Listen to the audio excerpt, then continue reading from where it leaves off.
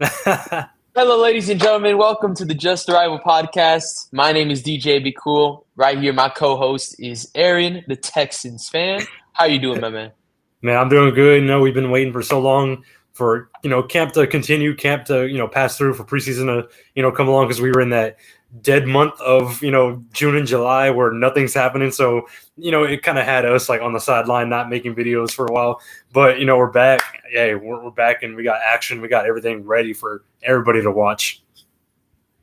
Yeah, for sure. And so far, we've had so many talks about, starting the live stream, and here we are. We're gonna go ahead and get this live stream on started.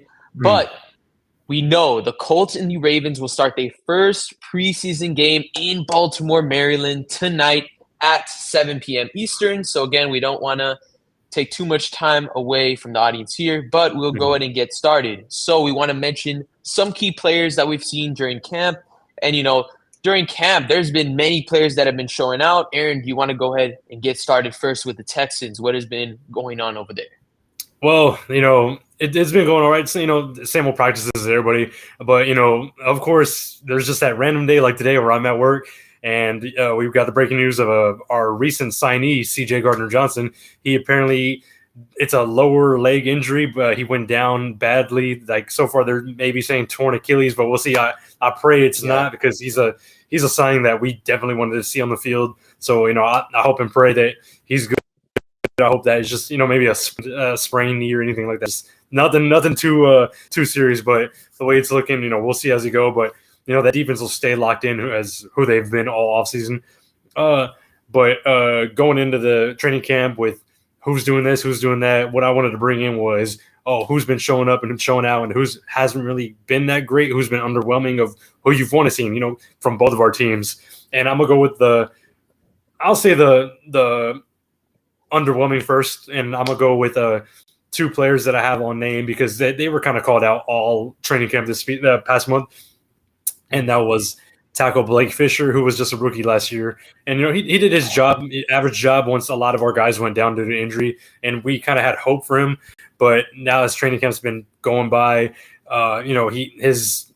his play and his production hasn't been that great, especially going up against Will Anderson, Daniel Hunter. That's a tough D line to go up against, but when you're not holding your own, it's kind of like, okay, well, now your promise is kind of like shuffling you back in the depth chart, in which it has, which now we have our rookie, Ariante Ursary, taking over that tackle position. So having our rookie take over the, sophomore's job, then it's just showing that, hey, that's that sophomore player, Blake Fisher, wasn't doing his job, so he became an underwhelming player this offseason.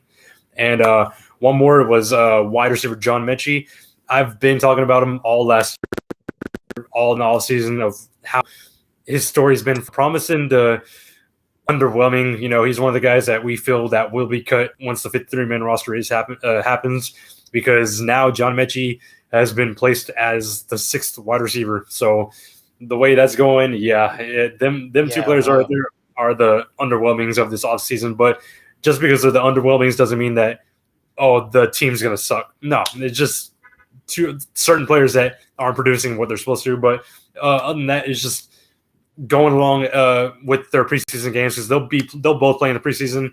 We'll see how they look. 53-man roster cuts come, then we'll see what happens. But with the Colts, how's that going? It's going excellent. I mean, on your side, just to kind of reflect with Houston here, it's just C.J. Gardner-Johnson. Unfortunate what happened to him, and Mm-hmm. you talk about that free safety position. For Houston, Jimmy Ward coming in as the next man up, but it does say he's on the PUP list. I don't Yeah. know what's going on exactly with that. With Jimmy Mhm. Ward, you think he'd be ready? Do you think that the depth at free safety is a concern?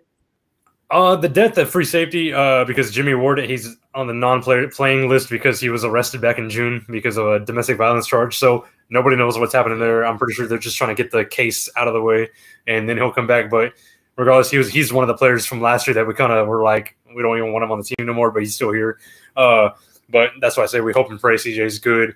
But the depth, I think the depth will come in clutch, because we have so much secondary this year, so much depth in the secondary, that I feel if we're missing a player, next man up will step up. No, yeah, definitely agree with that. And on the other side with the Colts here, Going to be going with the first player that I really have been enjoying in camp. I'm going to go Mhm. in and start with the player that I've been really enjoying watching and, just seeing the stats about him, Justin Wally. A lot of respect for him coming out of the coaches' mouths right now. Shane Steichen has talked about him. Lou Anarumo, Mhm. mentioning a lot of great things about him, stating he's fast, right? A good football mind. Feels like he's an inside-outside guy, which means he could do both nickel and be on the outside. You really like corners that can kind of just be very flexible, get on both sides, of that defensive side there. And he's been Mhm. getting a lot of pass breakups. When you have a huge standout rookie corner like that, you kind of just like to see those rookie corners kind of just make a stand for themselves, right? Houston has had a lot of like corners, rookies that have just shown out and have been really good. So exciting to see the Colts just get Justin Wally out there. And he came from Minnesota. He was a third-round pick. He ran a 4.4. So even on his draft perspective, scouting report, it even says he was an excellent corner, right? He was a guy that Mhm. was very athletic, just moving in and out, and just excellent to see that Justin Wally's turning heads. I had such high hopes for him going into training camp, and I'm really glad to see that is kind of showing out to the coaches and the players, and even someone like Tre'Davious Ward, who's an All-Pro. He Yeah. even had some excellent words to say that he's a young guy, but he's a baller out there. He looks like he wants it. He wants to get a starting corner position. But it's just Mhm. very unfortunate that he ended up hurting his knee recently, and he missed the second half of practice. So recently this week, Justin Wally did have a knee Mhm. injury. Really, really unfortunate for Justin Wally, but that was a one player that I got to say he's been really excellent. Yeah. And honestly, over here on the Texans side, with who's been showing up that we love to see is, as I said before, of who our rookie tackle Ariante Ursary. He's been getting a lot of compliments, especially from our coaches to our players, like an All Pro like Daniil Hunter. I've seen a few drills, a few practices of them going 1-on-1. Hey, Ariante Ursary is holding his own against a pro like Daniil Hunter. So I'm like, oh, okay, well Man, we got one piece yeah, of promise on that offensive line. That's what I'm glad to hear. The offensive line is still getting configured out with what they want to do with who they're going to put where. Because a few days ago, Cam Robinson, our starting left tackle, who they projected, injured his leg a bit, but it's nothing serious, just one of those week by week. But I think the good thing about preseason coming up for us this Saturday against the Vikings at 3, the good thing is we're going to see the offensive line get moved around and shuffled, who they want to see before that week 1 starting lineup gets written down on paper. And another player that's doing great, that's shown up and shown out, is Kamari Lassiter, our rookie from last year, our corner. He's been going up against Nico. He's been going up against our rookie Jaden Higgins. He's intercepted CJ 3 times, and there's just been pass breakups. He's been just breaking up, and and I saw a video where he broke a pass up and he intercepted it at the same time. So Kamari Lassiter, he's a dog. damn. He's just got that mentality. The way he talks in his interviews, honestly, he looks like like a 4-year vet, like an All Pro, and I think he will be an All Pro this year. Yeah, no, that's really great. Really great coming out of the Texans camp. Some really great star players there. Mm. And, going into, kind of my second player for the Colts here, Adonai Mitchell, wide Mm. receiver that is going into his second year, right? His first year wasn't really great. He had a lot of drops. His drop rate was 14.8%. It wasn't Mm. really good, but there is a stat that could be really good for him, and that is the first 10 weeks of 2024, he was ranked first in the NFL in average separation scores. So he did good. He did get good separation, in those times when he was facing off against those, cornerbacks and especially all pro cornerbacks that he was going to early on in the season, and Houston as well. Adonai Mitchell was finding ways to get open. I still remember Mm. that one through week 1 against Houston where Adonai Mitchell was wide open and Anthony Yeah. Richardson overthrew him. That was just like, oh no. Like And that meanwhile, was like a me wasted. on the other side, I'm all cheering it on like he overthrew him. He overthrew him. Yeah, Texas fans were probably just having a good laugh off of that. They're like, "Oh, thank gosh that didn't happen," Um, but yeah, Adonai Mitchell, if he can be, I mean, listen, if Adonai Mitchell can build a connection with AR or Daniel Jones, if he can just show up, and that's what he's been doing here. I mean, in the recent Ravens camp, the Ravens joint practice, I mean, he caught multiple passes over corners like Jair Alexander, like Nate Wiggins, right? Those are the cornerbacks 1 and 2 for the Baltimore Ravens, right? Ravens known for a great secondary, and he's been showing up against those cornerbacks, which is impressive. And the fact is, Nate Wiggins got in a fight. He got really mad after getting burnt by Adonai Mitchell. Ended up in a huge fight. So goes to tell you that Adonai Mitchell is really turning a lot of heads in Indianapolis right now, especially the coaches and everyone else. Even the fans are impressed with him. Everyone, the media, and you could see a lot of talk with him just from the media and the journalists there. But Pittman even stated about him, right? When it all comes together, I think everyone is going to see it, right? Yeah. Michael Pittman stated it perfectly. He said when everything comes together for AD, everyone is going to see his potential. Everyone is going to see him show up. So I'm excited to see AD have a potential breakout year. We'll see. Again, I think he's a standout player. Another player I just want to go ahead and shout out is Hunter Wohler, who is, I might be saying that right, Hunter Wohler. He's first year from Wisconsin, where Jonathan Taylor was also in school as well. Hunter Wohler was a safety, but he got moved to linebacker. We tend to see that sometimes in the league where safeties get to move to linebacker, and then they end up being a really good ball hawk. And he got 2 interceptions during the joint practices against the Baltimore Ravens. One happens to be on Lamar Jackson. So, again, really great job by him. Just kind of go over him a little briefly here, but those are some really great standout players that I've been enjoying all camp. Okay, and with this game coming up, it's good that today's a game with one of our teams, and with your game coming up, especially against the Ravens, both teams will bring their all just to especially because these rookies, these players who got signed, they all want to play for their position. With this game coming up, is there a certain player, certain position, certain side of the ball that you want more that you're paying attention to? I would say in this preseason game, I'm definitely paying attention. I think all eyes are going to be on Anthony Richardson. Today, Anthony Richardson is just going to have to be that guy right now. I mean, there's a lot of pressure on him and Daniel Jones.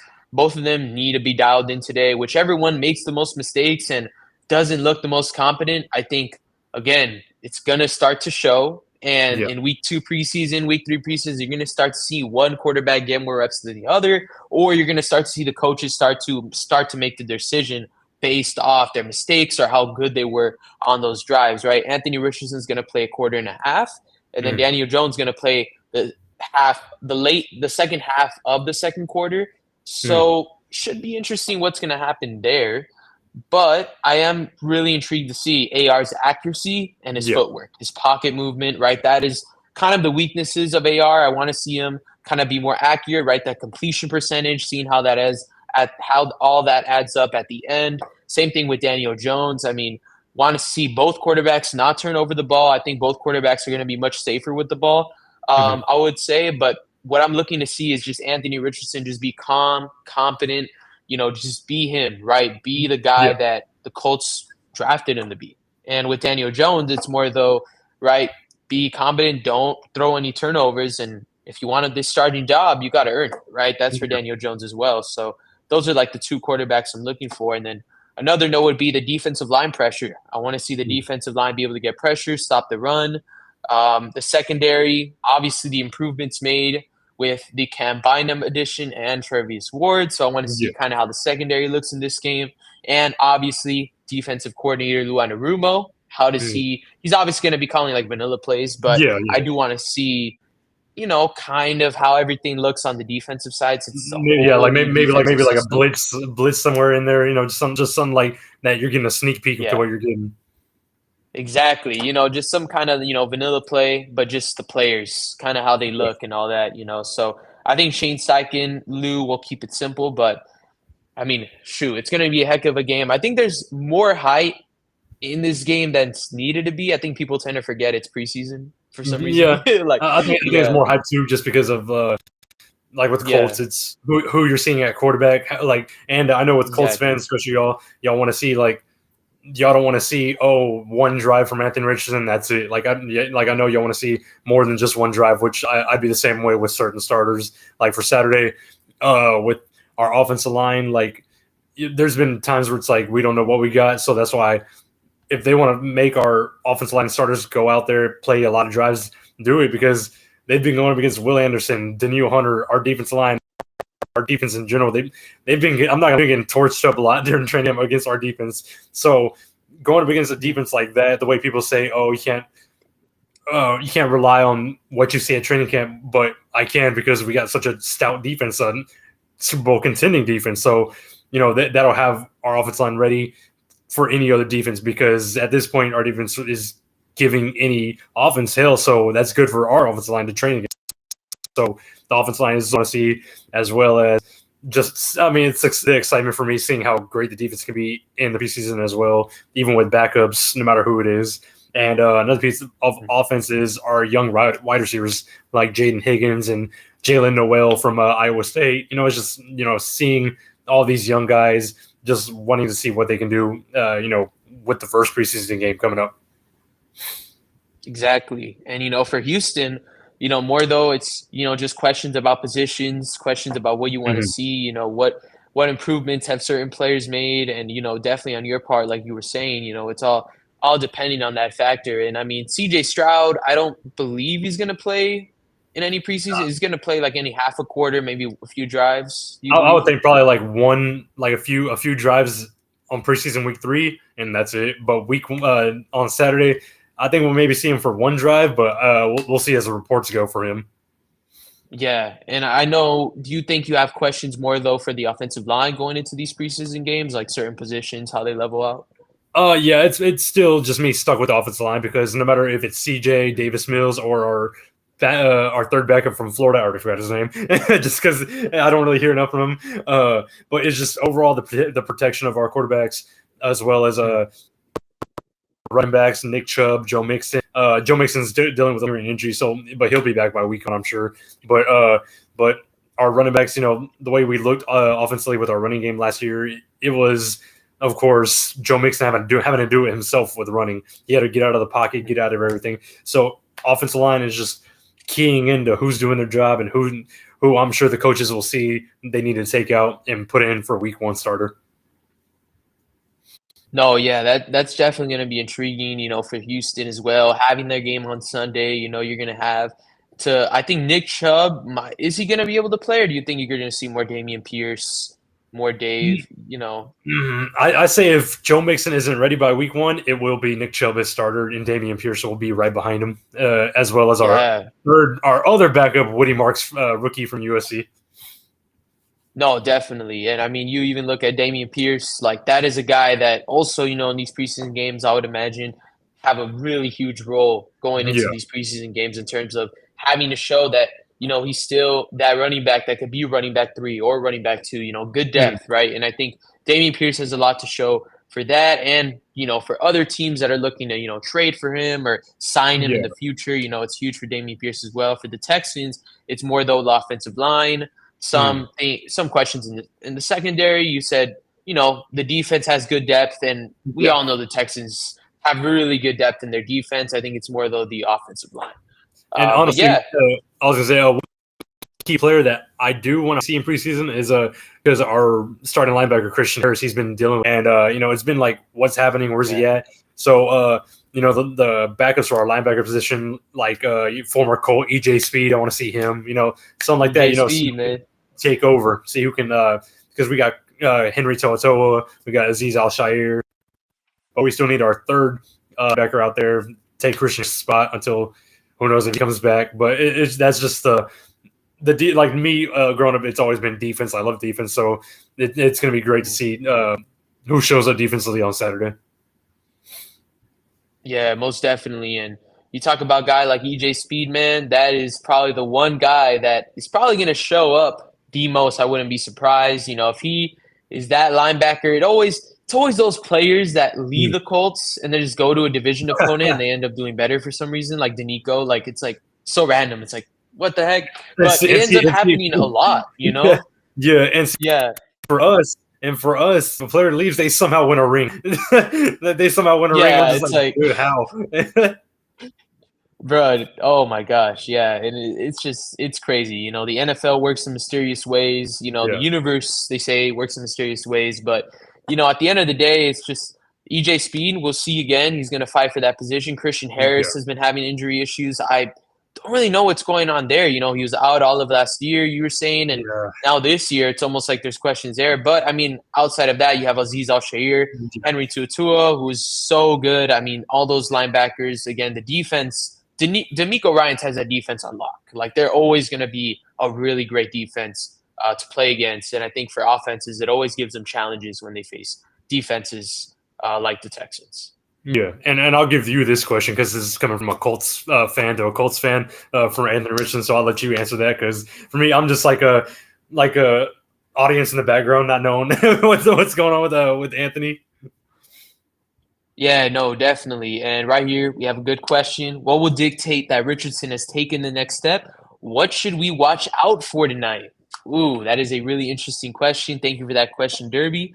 But yeah, basically, what will dictate that Richardson has taken the next step is simply you look at the completion percentage, obviously the stat sheet at the end of the day, but what you want to look for in the game is just making sure that he's just not making those throws that, whether it's an overthrow, underthrows, making sure that his accuracy, right? That has always been the question with Anthony Richardson. It's never been his athletic ability. It's always been his pocket presence and his accuracy. You want to make sure that those two things are things to look out for. Look at his pocket presence. Is he heel clicking too much, right? You want to kind of look at the film there, look at it live, be like, oh, okay, look, footwork looks a little sloppy, maybe going a little too back, or is his footwork look clean? Does he know? Is he looking at the right spots, right? All that matters for quarterbacks. Is such a difficult position, but Anthony Richardson specifically, it's all about the accuracy and just making sure that, he's not having a lot of overthrows. Again, back to the accuracy, not a lot of underthrows, seeing that he's getting to wide receivers at the right timing. And even if he makes mistakes here and there, it's okay, right? Every quarterback's going to make a mistake.